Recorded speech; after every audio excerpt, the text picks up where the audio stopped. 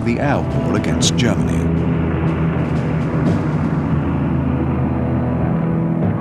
This build-up of men and material was recognized as an essential first step to an invasion of France. In 1942, however, insufficient forces were available for an operation of this magnitude, and most of those arriving would later serve in the Mediterranean.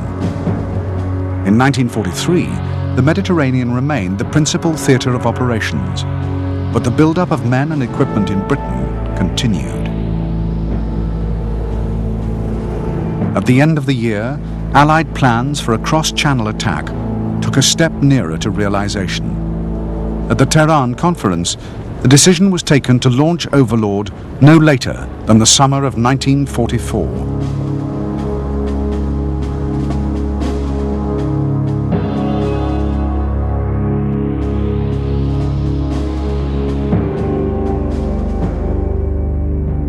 The area selected for the landings was a sector of the Normandy coastline within range of Allied fighter cover mounted from bases in Britain. The Calvados coast was part of the Great Bay of the Seine and enjoyed the advantages of good beaches and comparatively sheltered waters. Assault landings would be made on 5 separate beaches. In the west, American forces would land at Utah and Omaha beaches. In the east, the British and Canadians would land at Gold, Juno, and Sword beaches. Airborne forces would be deployed on the flanks, inland of Utah, and on either side of the River Orne. The objectives of the first day were to link up the 5 separate beachheads into one continuous lodgement, 5 to 10 miles deep, to secure the principal roads and river crossings, and to throw a cordon round the city of Caen. In the days immediately following, supplies and reinforcements would be brought ashore, and the lodgement extended and strengthened. While the principal objective in the east would be the consolidation of Caen, the principal American objective would be the isolation and capture of Cherbourg. This would provide vital harbourage and an extensive rear area for the disembarkation and assembly of follow-up forces. The main thrusts of the offensive would then be mounted from the base of the Cotentin Peninsula towards Brittany and from Caen towards Paris.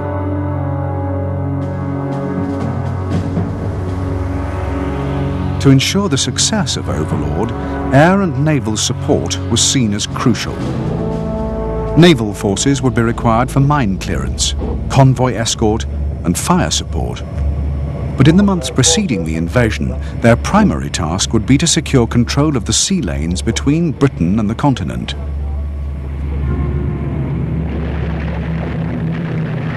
These operations were complemented by air attacks on enemy shipping and by attacks on ports and harbours on the continental coast.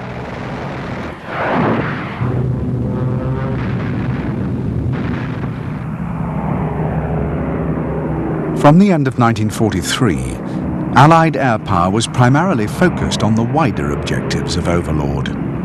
The transportation plan, adopted by Allied planners as the most effective means of furthering these aims, called for a systematic offensive against the infrastructure of France and the Low Countries.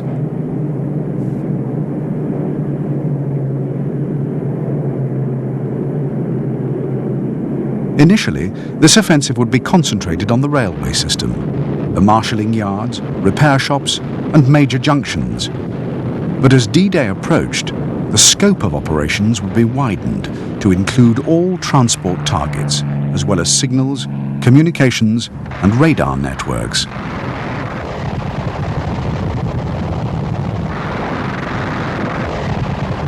The purpose of the plan was to paralyze the enemy's command and communication systems, to isolate the Normandy beachhead, and to prevent the rapid deployment of reinforcements and reserves.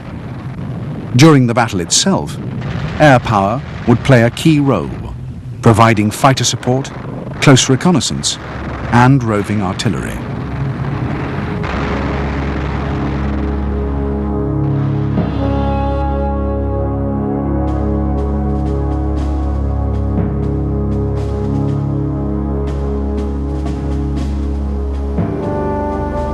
Hitler's strategy for the defence of France rested primarily on a series of coastal fortifications known as the Atlantic Wall. Construction of the wall had begun early in 1942, when the prospect of an invasion was still distant.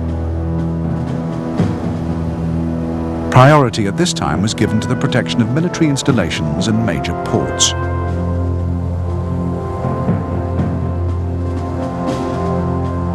Work on the wall continued throughout 1943, but with the concentration of Allied forces in the Mediterranean, there was little sense of urgency. Plans for a continuous belt of fortifications were still largely unrealized, and the wall was in most sectors far from complete.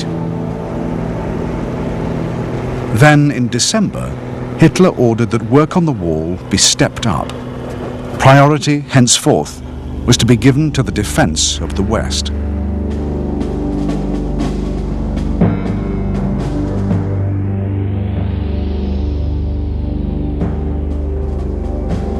German strategic planning was based on a number of assumptions. The first was that landings would most likely be made within range of fighter cover from bases in England. This circumscribed an area from the Gulf of St. Malo to the Dutch coast. A second assumption was that the Allies would try to seize harbour facilities for the quick reinforcement of their assault forces. These were most extensive in the ports of the Pas de Calais. An attack here would benefit from the greatest depth of fighter cover, require the shortest transit time from Britain to the continent, and provide an ideal springboard for a rapid advance into Germany. Yet while this formed their basic underlying strategy, the Germans were also aware of the possibility of support or diversionary landings, and of the Allies' ability to provide air cover from carriers, and they were consequently compelled to maintain large forces in comparatively quiet sectors of the coast.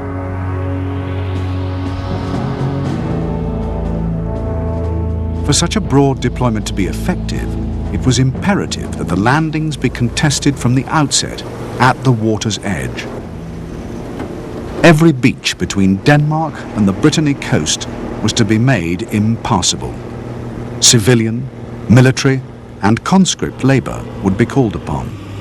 Thousands of new artillery, machine gun and mortar positions were to be built by April at the latest.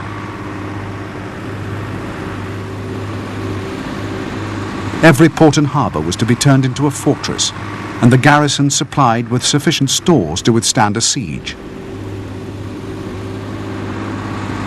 Priority was to be given to the Pas de Calais.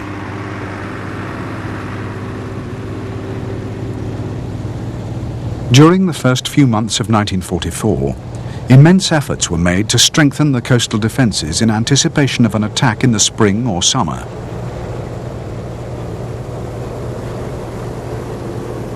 Naval batteries and heavy artillery were housed in nearly impregnable concrete bunkers. Many of these guns were capable of ranging far out to sea and engaging the most heavily armed warships.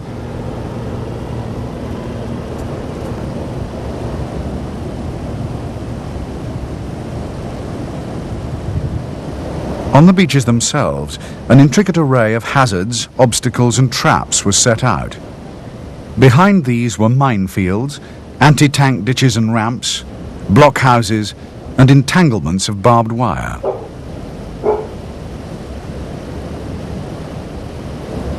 By the end of May, the fortifications in the Pas de Calais would be almost complete.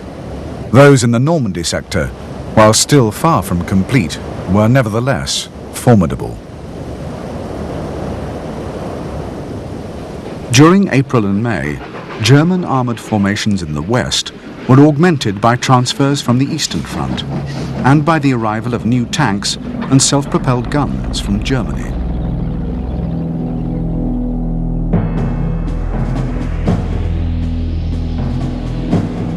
As D-Day approached, German strength in the west increased from 53 to 56.